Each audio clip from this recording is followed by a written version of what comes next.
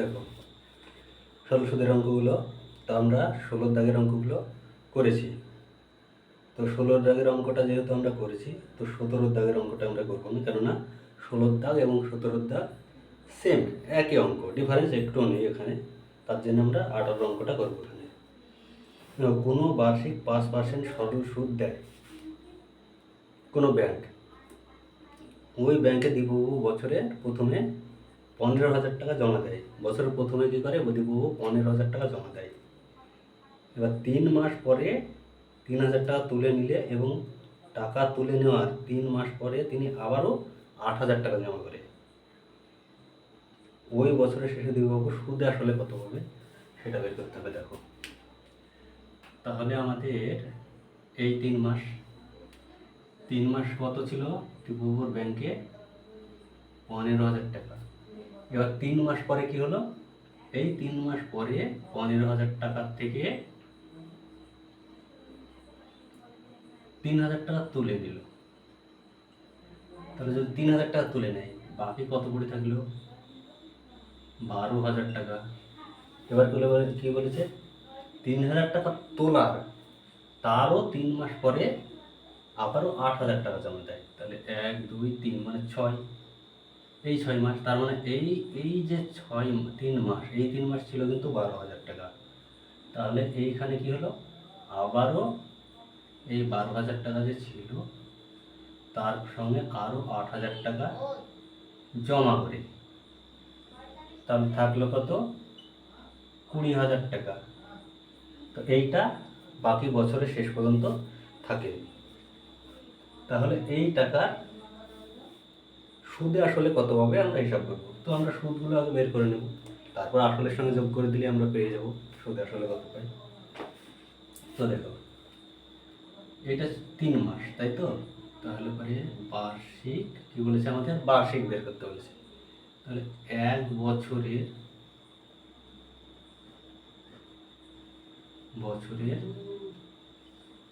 সুদের হার কত 5%। তাহলে 3 মাসের আমরা কীভাবে বের করবো, আমরা এইভাবে লিখতে পারি, যেহেতু 12 মাসে 1 বছর সেহেতু 3-এর 12, এটা আমরা বছরও লিখতে পারি, বছর সুদের হার 5%। তো 3-এর 12, তো চলো দেখি আমরা সূত্রে যাব, আয় সমান সমান সুদ। তো আমরা সুদটাই বের করবো, PRT/100। তো দেখো আই ইকুয়াল টু পি সমান সমান কত, দেখো প্রথমে জমা ছিল কত 15,000, তো 15,000 টাকা আমরা বসাবো ইন্টু কত, সুদের হার কত দেখো 5%, ছিল কত 3 মাস, সেহেতু আমরা 3-এর 12 বাই আমরা সূত্র 100, তো 100 বসিয়ে দেবো, 0 0 কাটা, তো 3 4 12, 5 15 75। তো আই ইকুয়াল টু 750/4। তো আমরা এটাকে যদি ভাগ করি 750, 4 1 4 4 3 35, তো 4 8 32, 2 থাকলো, 3 থাকলো, 3 তো 0 নেমে এলো, 4 7 28। তো আমাদের এখানে দশমিক দিয়ে একটা 0 নেব, তো 4 5 20, দেখো 187 টাকা 50 পয়সা। তো আমরা লিখব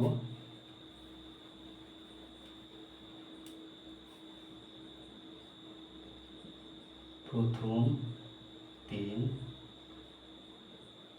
মাসের সুদ কত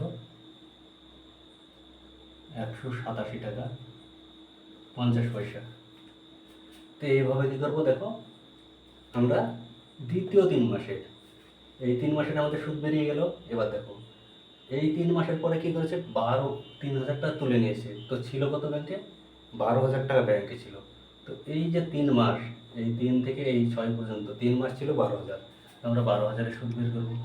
তো আই ইকুয়াল টু, দেখো ছিল কত 12,000, আই ইকুয়াল টু আমরা সূত্রটা লিখি PRT/100। তো দেখো আয় যেহেতু সুদ, আমরা সুদ বের করছি। পি কত ছিল? 12,000 ইন্টু সুদের হার কত? 5% ইন্টু, এটাও 3 মাস ছিল সেহেতু 3/12।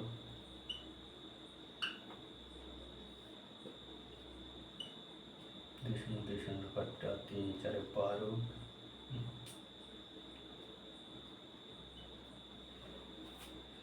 3 4 12, 30, 5 30 150। I equal two 150। 3 মাসের 12,000 টাকার সুদ কত হলো? 150। দেখো, তো আমরা এখানে লিখে রাখছি, অতএব 3,000 টাকা তুলে নেওয়ার পর সুদ কত থাকলো? 150। তাহলে দেখো, এবার তারপরে কি করলো? 8,000 টাকা জমা করলো। ছিল কত? 12,000। তো 12 8 20,000 টাকা। 20,000 টাকা বছরের শেষ পর্যন্ত ছিল। তো 20,000 টাকায় কতদিন ছিল? বাকি 6 মাস। তো 6 মাসটা আমরা এভাবে লিখতে পারি। 6 মাস যদি হয় তো 6/12, অতএব 6কে কাটাকাটি করলে 6 × 6, 6 × 2 = 12। তো 1/2, এটা লিখতে পারি 1/2 বছর। দেখো, আমরা বাকিটা বের করবো। I equal two PRT/100। তো আই ইকুয়াল টু পি কত? দেখো, 20,000 টাকা ছিল বছরের শেষ পর্যন্ত। তো আমরা 20,000 টাকা বসিয়ে দেবো ইন্টু 5% ইন্টু 1/2/100। 2 শূন্য 2 শূন্য কাটা 100। I equal two 5 100 500। দেখো, শেষেরটা বের হলো 500 টাকা। তাহলে আমরা এখানটাতে মোট সুদ বের করবো। অতএব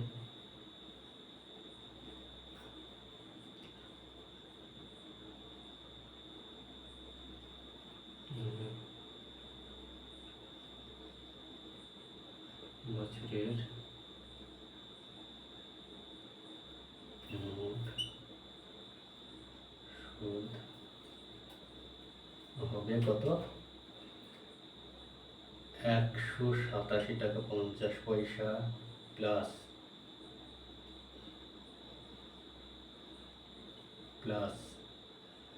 দেখো, দ্বিতীয়টা কত হলো? 150 টাকা প্লাস 500 টাকা ইকুয়াল টু কত? 337, 350, 800, 13, 837 টাকা 50 পয়সা। অতএব লিখতে পারি, অতএব সুদে আসলে, তাহলে হবে কত? সুদে আসলে, সুদ প্লাস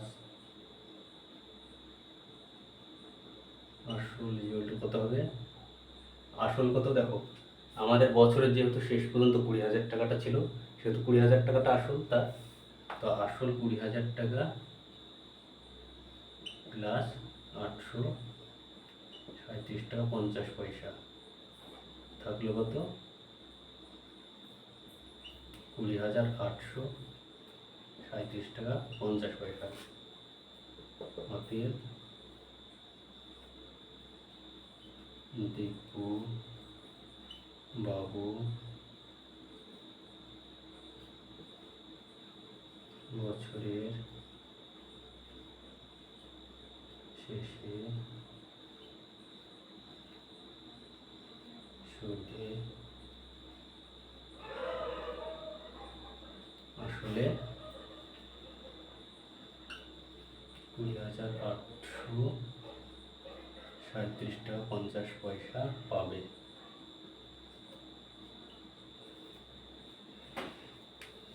হয়ে গেল। দেখো,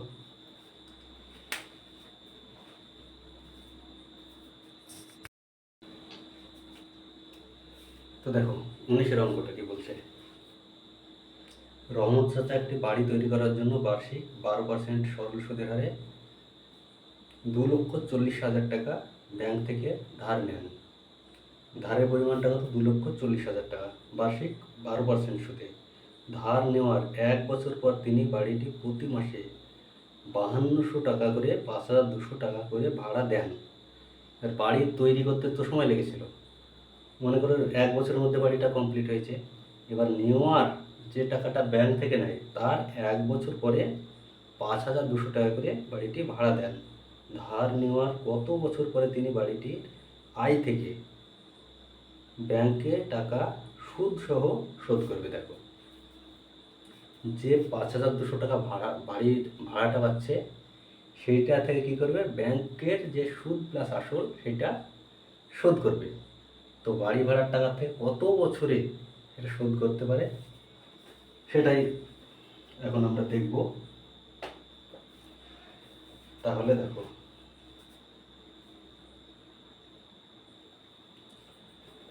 আচ্ছা আমরা ধরি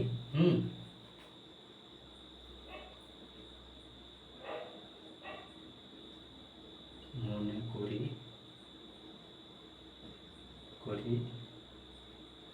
এক্স বছরে টাকা শোধ করবে।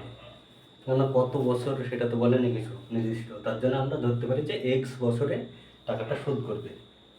তাহলে আমরা দেখি তার সুদ কত বেরোয় এক্স বছরে, কেননা সুদ প্লাস আসল, সুদটা বের করলেই না আমরা সুদ প্লাস আসল কত টাকা হচ্ছে সেটা সত্যি বের করতে পারবো। তো আমরা সুদটাকে বের করি, সুদ তারপর আসলটা আমরা যোগ করে দেব। তো দেখি, তাহলে আমরা যদি I equal to PRT by 100 হয়, তো আমরা সুদটা যেহেতু বের করবো সেহেতু আই ইকুয়াল টু পি সমান কত? দেখো, রহমত চাচা 2,40,000 টাকা ব্যাংক থেকে ধার নেয়। কত নেয়? ধারের পরিমাণ আমরা লিখে নিই, ধার এর পরিমাণটা আমরা এখানে লিখে রাখছি, ঠিক আছে? 2,40,000 টাকা। তাহলে এইটা 2,40,000 পি ইন্টু সময় কত বলেছে? 12 বছর, 12 বছর ইন্টু 12% ইন্টু এক্স বছর। আমরা বছর তো জানি না নির্দিষ্ট কিছু, তাই এক্স বছর বাই 100, তো 200 কেটে গেলে দেখো, তাহলে সুদ কত করে থাকলো?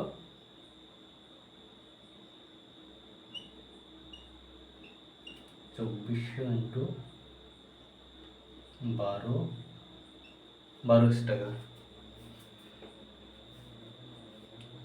তো তারপরে কি বলছে দেখো,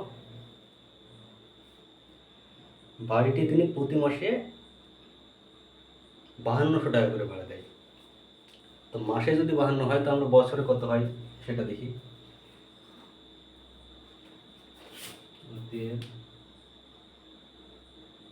এক মাসের বাড়ি ভাড়া ইকুয়াল টু 5200 টাকা। তাহলে 12 মাসের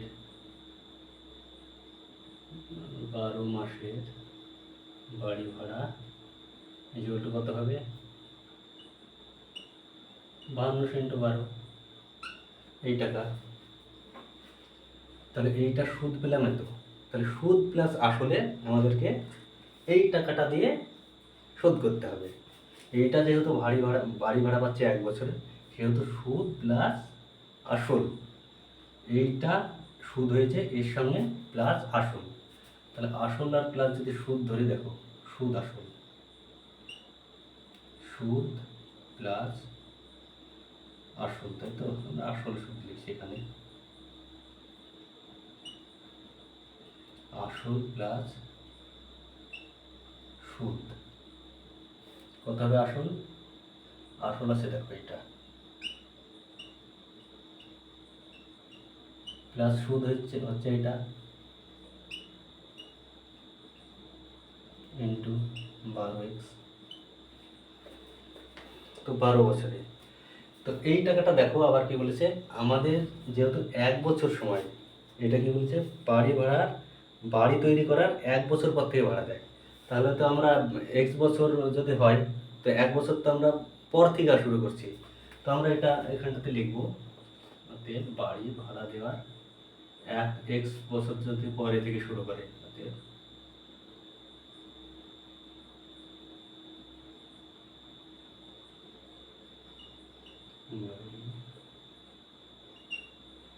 ভাড়া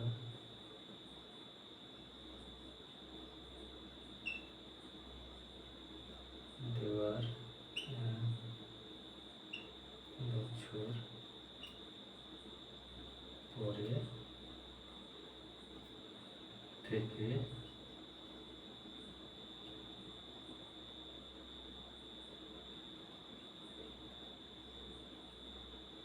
ব্যাংকে টাকা পরিশোধ করা হয়।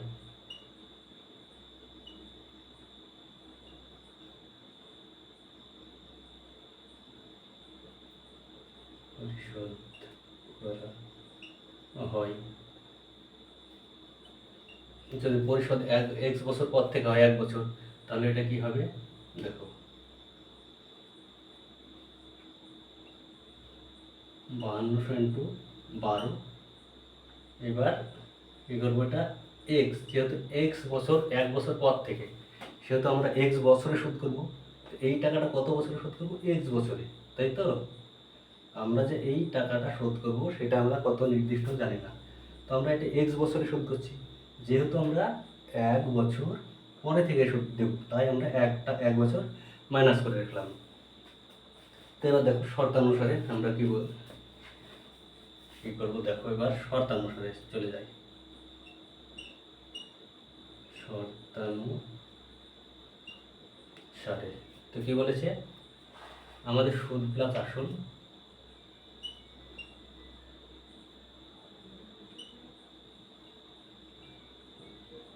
2400 টাকা প্লাস ইন্টু 12x সমান সমান। তো আমরা এই যে টাকাটা, আমরা এই টাকাটা এত বছরে শোধ করছি, খাতাতে আটবে না যেহেতু, তো আমরা দেখো এখান থেকে লিখছি 0 প্লাস 0 ইন্টু 12x সমান সমান। আমরা এই টাকাটা এই বছরে শোধ করছি, দেখো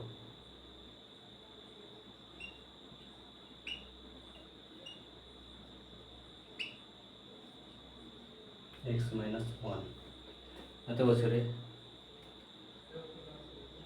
তাহলে দেখো এখানটাতে আমরা কি করতে পারি, 24 কমন নেব,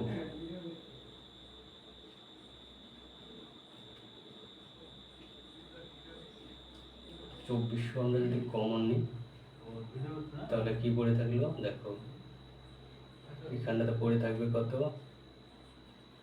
100 প্লাস 12x সমান সমান, এটা এখানে রেখে দিলাম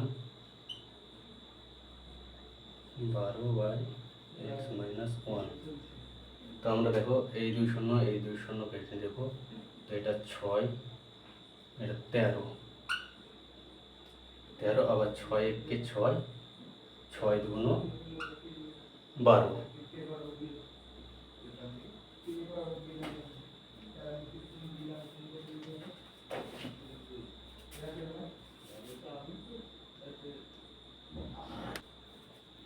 তো দেখো আমরা এবার উপরটা মুছে দিচ্ছি, যেহেতু এখানটাতে আর কাটবে না।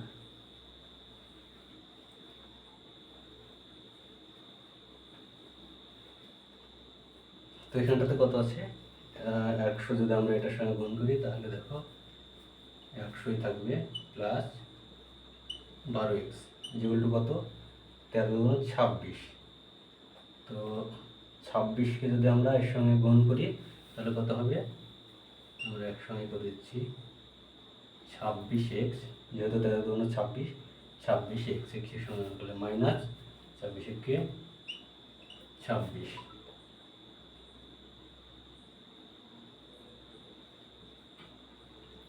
তো আমরা এগুলো সংখ্যাগুলো একদিকে নিয়ে যাব, অতএব 12x প্লাস এইদিকে আসে মানে এইদিকে আসলে মাইনাস হবে 26x ইকুয়াল টু 26 মাইনাস 26। তো প্লাসটা যদি এদিকে যায় তাহলে হবে মাইনাস 100। 100 কিছু নয় মানে প্লাস আছে। তো দেখো এখানটাতে কী হবে, যেহেতু বড় 26টা তাই মাইনাস 14x ইকুয়াল টু এইটা মাইনাসে মাইনাসে প্লাস, যেহেতু মাইনাস 100-র আগে মাইনাসটা আছে সেহেতু আমাদের মাইনাসটা এখানটাতে থেকে যাবে, যোগ হবে প্লাস হবে কিন্তু মাইনাসটা থেকে যাবে। তো দেখো 26 100 মাইনাস, তো মাইনাসে মাইনাসে কেটে গেল এখানে, বা x ইকুয়াল টু কত 26/14। তো এখানটাতে যদি আমরা 2 দিয়ে কাটি 7 2 14 আর 26 6 2 12 6 2 63 63 7 9 63, অতএব দেখো 9 বছর।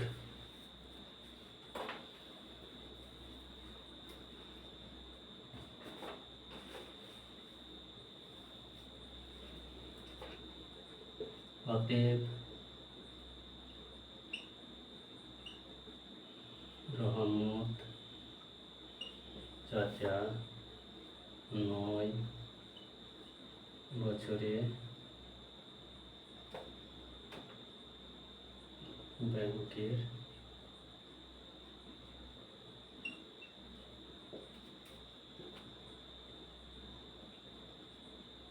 ঋণ শোধ করবে।